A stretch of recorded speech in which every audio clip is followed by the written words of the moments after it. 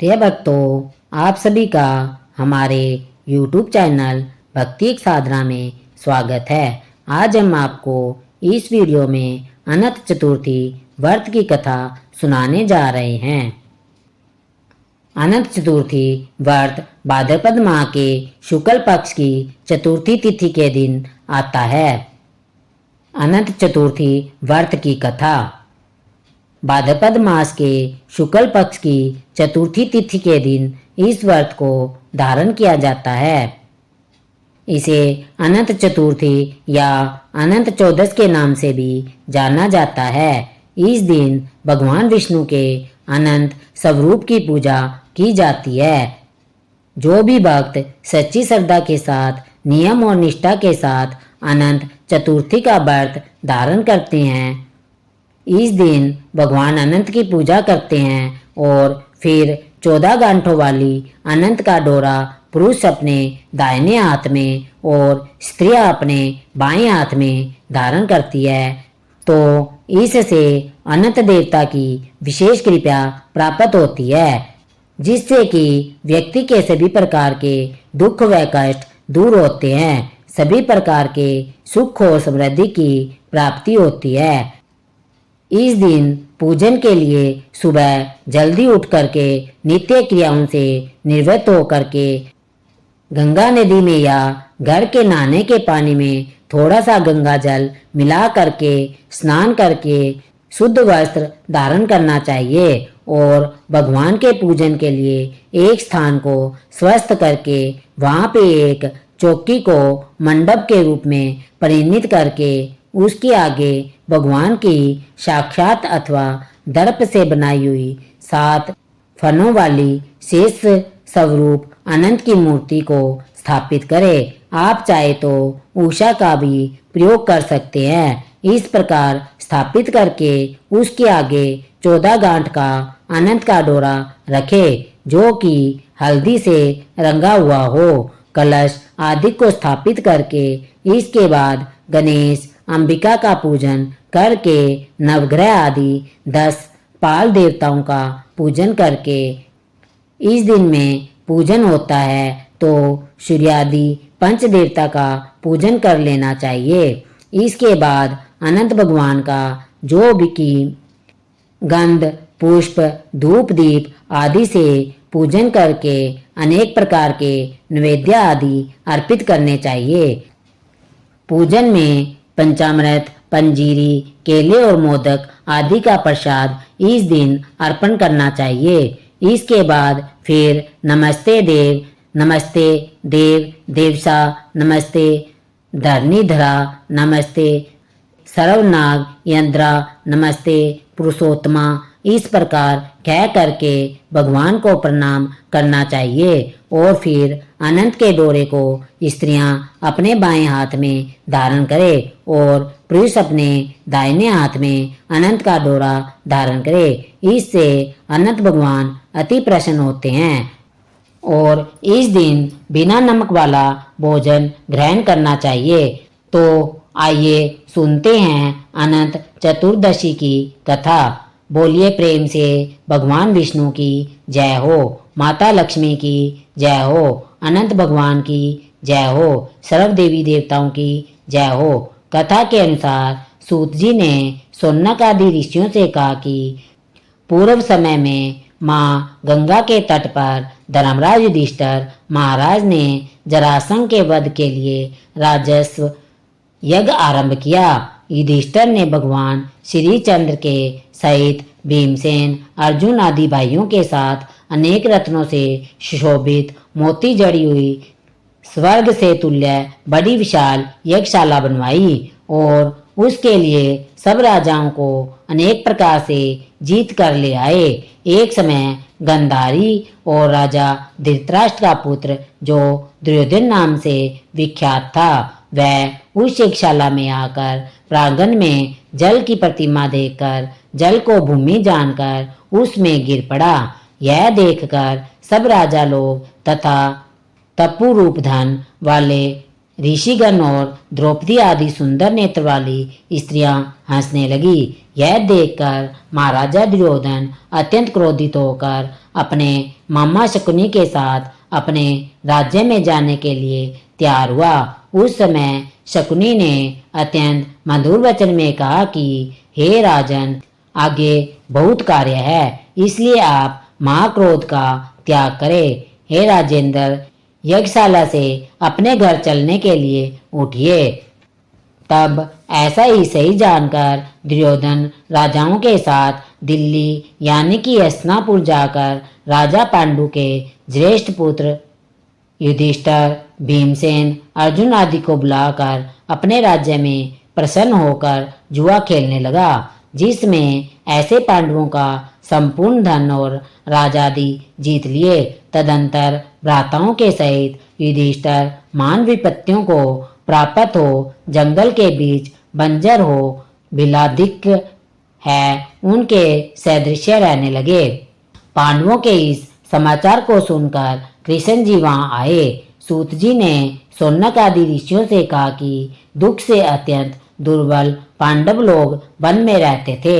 महात्मा श्री कृष्णचंद्र को देखकर कर्म से पूजनादिक और प्रणाम कर राजा युधिष्ठिर बोले कि हे प्रभु, भाइयों सहित हमको यह दारुण दुख प्राप्त हुआ है। इस दुख रूपी सागर से हम कैसे छुटकारा पाएंगे? सो कहिए, हम कौन से उत्तम देवता का पूजन करें अथवा कौन सा व्रत करें जिससे हमको राज्य मिले, हमारा हित हो और आपकी ही कृपा से यह सब होगा। ऐसा सुनकर भगवान श्री कृष्ण बोले कि हे युधिष्ठिर, पुरुषों और स्त्रियों के समस्त पापों को नष्ट करने वाला अत्यंत उत्तम एक अनंत नामक व्रत है, जो भाद्रपद मास के शुक्ल पक्ष की चतुर्थी तिथि को होता है। उस व्रत के अनुष्ठान करने मात्र से संपूर्ण पापों का नाश हो जाता है। ऐसा सुनकर राजा युधिष्ठिर ने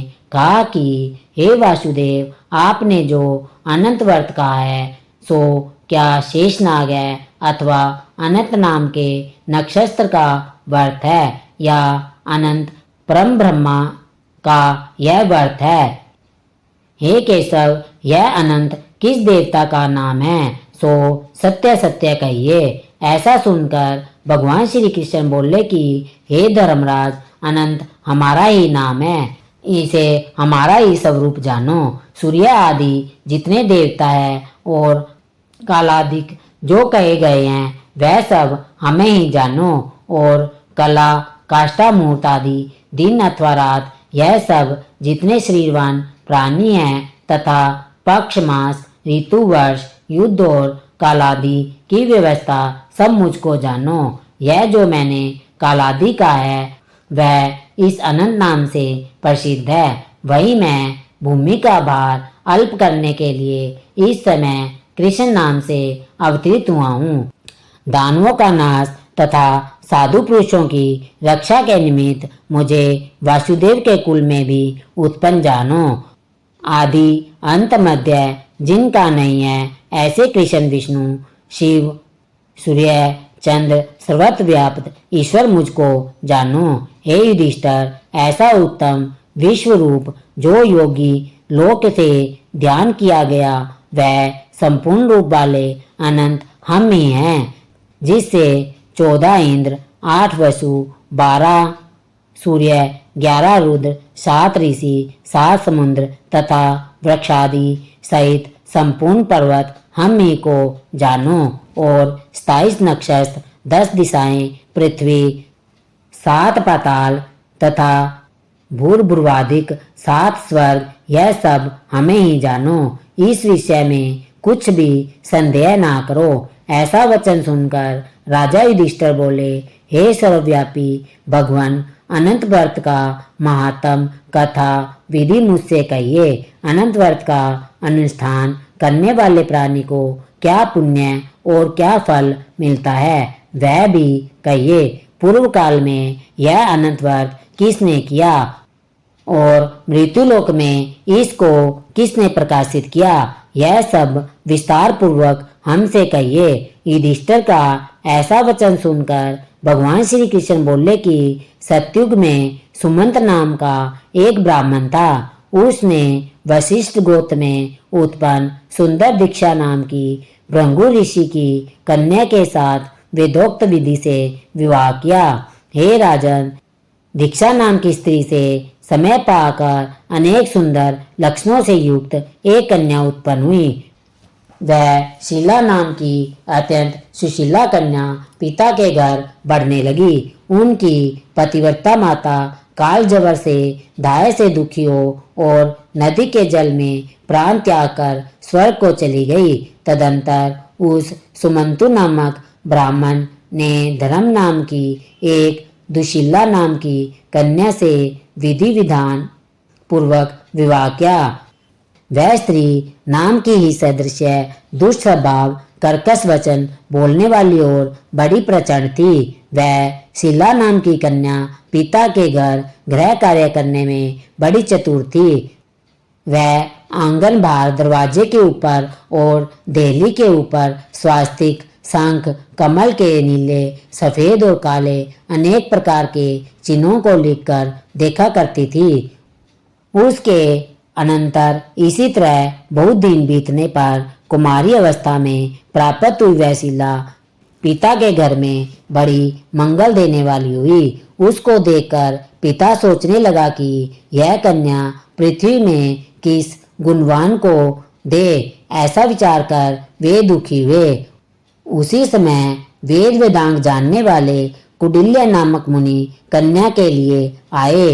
वे बोले कि तुम्हारी गुणयुक्ता कन्या से मैं विवाह करना चाहता हूँ। ऐसा सुनकर पिता ने शुभ दिन में ब्राह्मणों में इंद्र तुल्य कौंडिन्य मुनि को अपनी कन्या दे दी। भगवान श्री कृष्ण ने कहा कि हे धर्मराज, सुमंत ने वेद विधि से उसका विवाह कर दिया। उस समय वहां पर स्त्रियां गीत गाने लगी और ब्राह्मण लोग स्वास्तिक वाचक करने लगे, बंदी जय घोष करने लगे। इस प्रकार विवाह कर सुमंतु ब्राह्मण अपनी कर्कशा स्त्री से बोला, दामाद के संतोष के लिए कुछ द्रव्याधिक दहेज में देना चाहिए। ऐसा सुनकर वह कर्कशा क्रोध से घर की शोभा बिगाड़ कर संपूर्ण द्रव्याधिक पेटी में अच्छी तरह बंद कर दामाद से बोली कि आप अपने घर जाइए, हमारे घर में कुछ भी द्रव्य नहीं है। यदि विश्वास ना हो तो देख लीजिए। श्री कृष्ण जी ने कहा कि हे पार्थ, ऐसा सुनकर वे मुनि उदास हुए और वह कन्या भोजन से बचे हुए अन्न को मार्ग में खर्च करती गई। कौडिल्य मुनि भी उस सुमंत की कन्या शीला को बैलगाड़ी पर बिठाकर संस्या धीरे धीरे चलने लगे।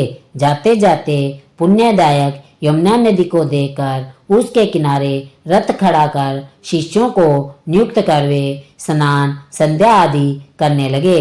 मध्याह्न के समय भोजन का समय जानकर रथ से उतर नदी के किनारे उस शीला ने लाल वस्त्र पहने हुए स्त्रियों के समूह को चतुर्दशी के दिन श्री जनार्दन भगवान का पूजन करते हुए देखा। शीला उनके पास जाकर उन स्त्रियों से वह धीरे से पूछने लगी कि तुम लोग यह क्या कर रहे हो, इस व्रत का क्या नाम है। ऐसा सुनकर उस शीला से वे स्त्रियां बोली, यह अनंत का व्रत है, हम अनंत भगवान को ही पूजते हैं। ऐसा सुनकर शीला बोली कि मैं भी यह उत्तम व्रत करूंगी। इस अनंत व्रत की क्या विधि है और यह व्रत किस प्रकार का है, इसमें क्या दान होता है, कौन देवता पूजे जाते हैं, सो मुझसे कहो। ऐसा सुनकर वे स्त्रियां बोली, हे शीले, उत्तम अन्न को एक शेर लेकर मालपुआ आदि पकवान बनाकर आधा ब्राह्मण को देवे और आधा स्वयं भोजन करे। फिर कृपणता न करते हुए शक्ति के अनुसार दक्षिणा देवे और यह व्रत नदी के तीर पर करे और भगवान हरि की कथा सुने। कुशा के शेषनाग को बनाकर बांस के पात्र में रखकर फिर स्नान कराकर मंडप के भीतर भगवान का सविधि पूजन करे। चंदन, पुष्प, धूप, दीप और अनेक प्रकार के नैवेद्य आदि मिष्ठान सहित रखे।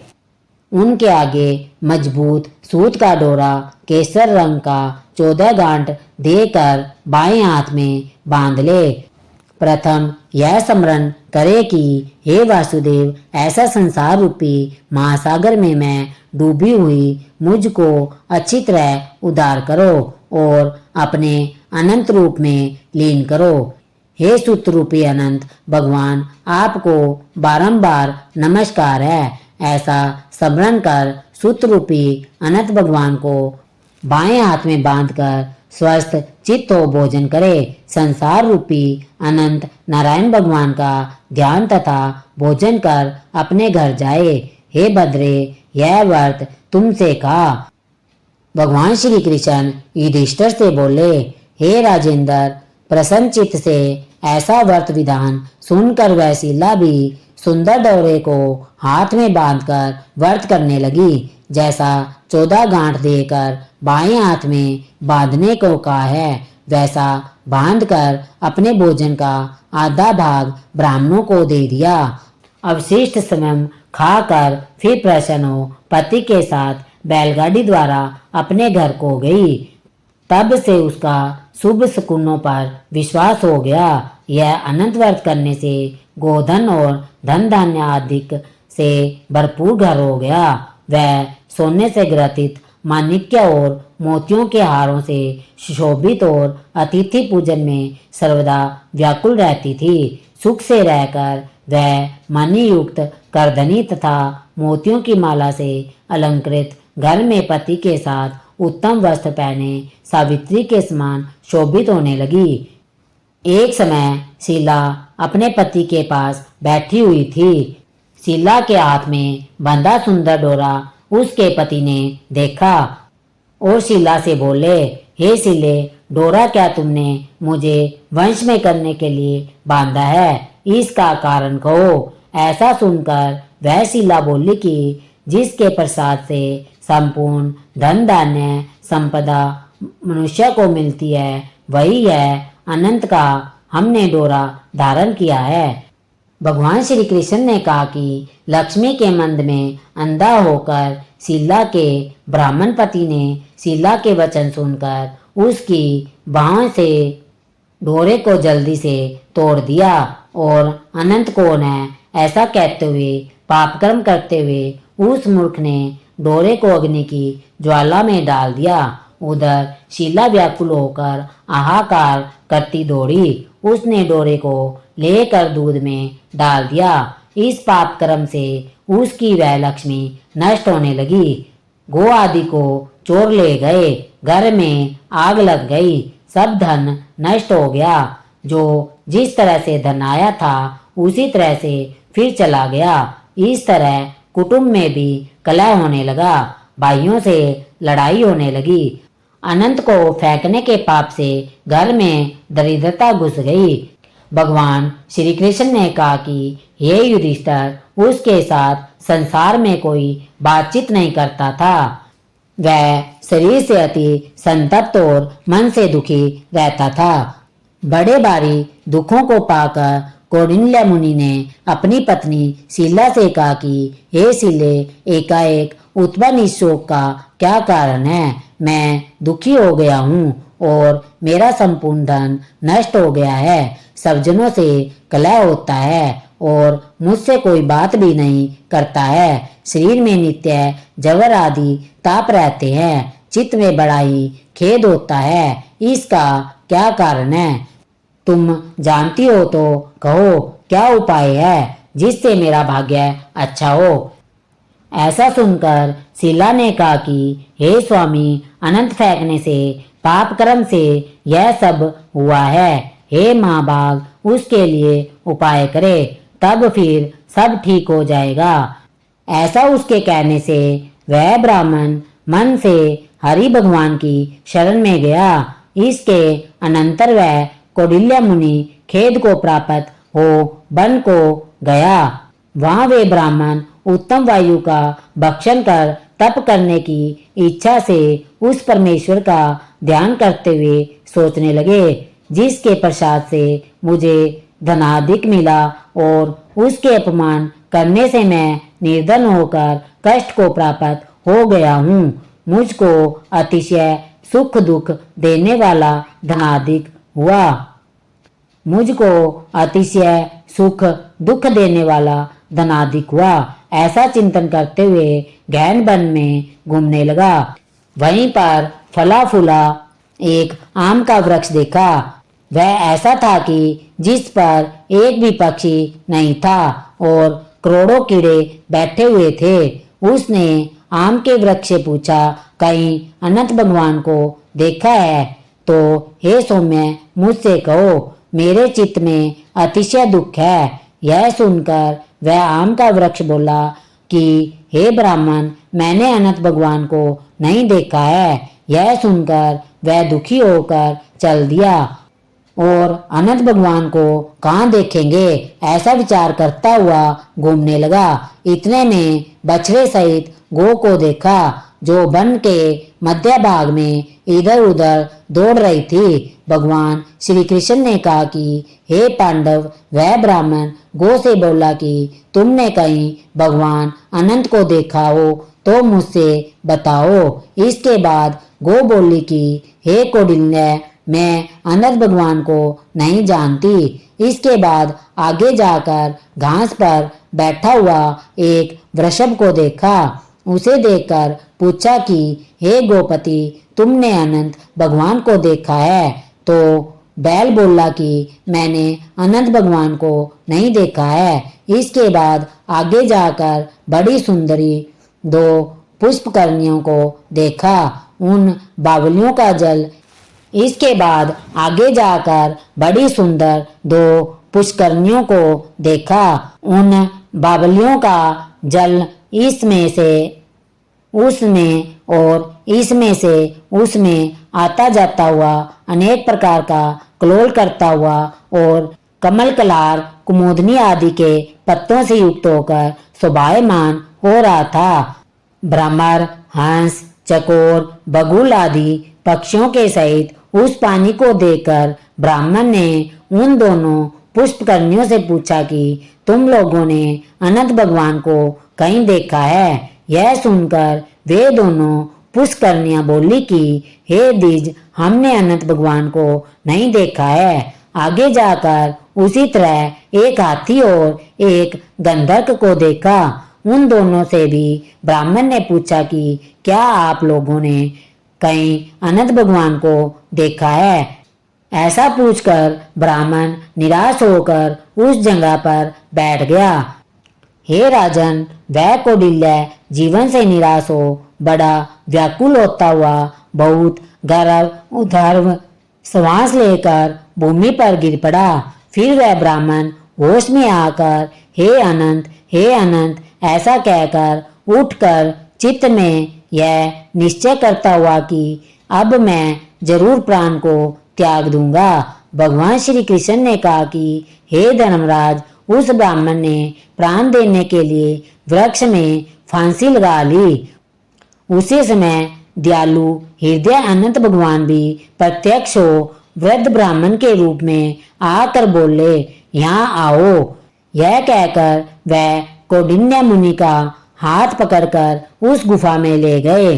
उस गुफा में कौंडिन्य मुनि ने एक नगर देखा जिसमें बड़े ही स्वरूपमान स्त्री पुरुष विद्यमान थे और शुभदायक दिव्य सिंहासन पर भगवान बैठे थे, जिसके अगल बगल शंख चक्र गदा पद्म और गरुड़ शोभायमान हो रहे थे। कौस्तुभ मणि धारण किए बनमाला आदि अनेक प्रकार के आभूषण धारण किए हुए विश्व रूप अनंत भगवान को उस कौंडिन्य मुनि ने देखा। अतिशय प्रकाशमान स्वरूप वाले भगवान को देखकर उनके आगे ऊंचे स्वर में बोला कि हे प्रभु, आपकी जय हो। ऐसा कहकर तथा प्रणाम कर बोला कि हे नाथ, हे पुंडरीकाक्ष, हम पाप कर्म करने वाले हैं। हमारी आत्मा पाप रूप है और हम पाप से ही उत्पन्न हैं।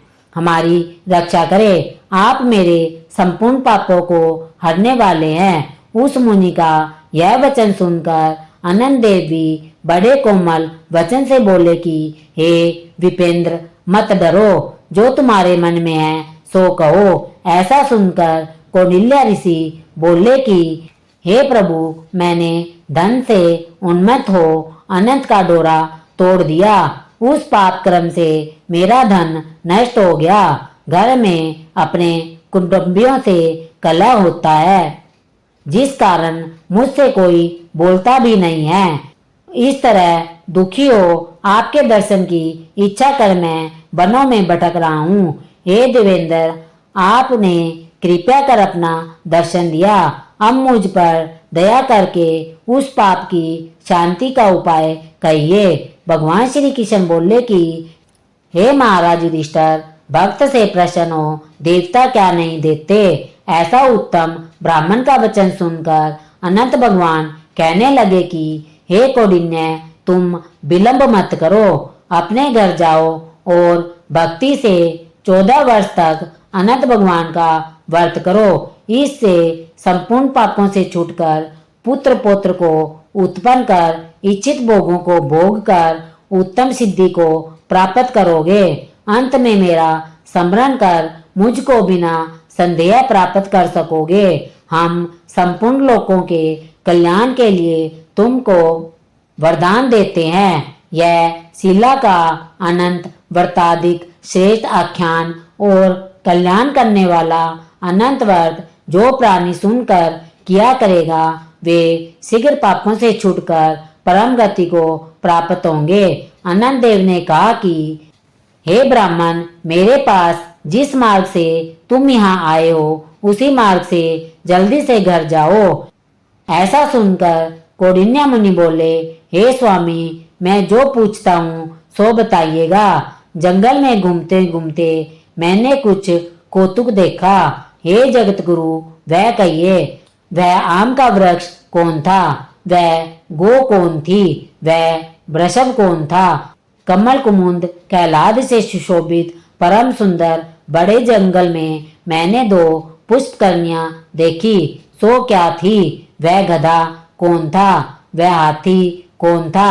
और उत्तम वृद्ध ब्राह्मण कौन था? अनंत देव बोले कि वह आम का वृक्ष वेद विद्या को अच्छी तरह जानने वाला ब्राह्मण था। उसने शिष्यों को विद्या नहीं दी, इसलिए वह वृक्ष हुआ।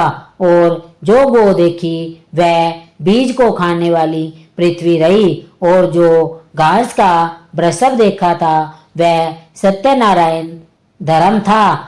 और धर्म अधर्म आदि जो कुछ भी परस्पर देती और लेती रहे और वेद पाठ वाले ब्राह्मणों को नहीं दिया, भिक्षुकों को भिक्षा नहीं दी, उस पाप कर्म से उन दोनों का जल आपस में इधर उधर होता है। गधा जो देखा वह क्रोध था, और वह जो हाथी था सो अभिमान रहा। वह ब्राह्मण जो रहा सो अनंत हम है। और गुफा जो रही वह कठिन संसार था। अनंत देव ऐसा बताकर उसी जगह अंतर्ध्यान हो गए। वह स्वप्न के समान देखकर उस जगह से मुनि अपने घर आए और 14 वर्ष तक अनंत व्रत कर जैसा अनंत भगवान ने कहा था वह सब सुखों को भोग कर अंत में वह अनंत देव का स्मरण कर अनंत लोक को चला गया। हे राजन, तुम भी यह कथा सुनो और व्रत करो। जिस प्रकार ब्राह्मण को 14 वर्ष का फल प्राप्त हुआ, तुमको भी उसी तरह अनंत देव की कृपा से सब इच्छित वस्तु एक ही वर्ष में कथा सुनकर व्रत करने से प्राप्त हो जाएगी। हे राजन, व्रतों में उत्तम व्रत मैंने कहा, जिसको सुनकर प्राणी पापों से छूट जाता है, इसमें संदेह नहीं है और हरि चरणों को प्राप्त होता है। हे कुरुकुल में उत्पन्न युधिष्ठिर, जो शुद्ध विचार वाले प्राणी संसार रूपी गुफा में सुख से रहने की इच्छा करते हैं, वे तीनों लोकों के स्वामी अनंत देव का पूजन कर डोरे को दाहिने हाथ में बांधते हैं। इस प्रकार से श्री अनंत दत्त कथा पूर्ण हुई। तो बोलिए प्रेम से अनंत भगवान की जय हो, भगवान विष्णु की जय हो, माता लक्ष्मी की जय हो, सर्व देवी देवताओं की जय हो। आशा करती हूँ कि यह जानकारी आपको अच्छी लगी होगी। इसी प्रकार से ज्ञानवर्धक जानकारियाँ प्राप्त करने के लिए, व्रत पूजा के बारे में जानने के लिए, कथा को सुनने के लिए चैनल पर अगर पहली बार आए हो तो चैनल को लाल बटन दबा के सब्सक्राइब करें। साथ ही बेल आइकन घंटी को दबाएं ताकि आने वाली वीडियो का नोटिफिकेशन आपको समय से मिलता रहे। धन्यवाद।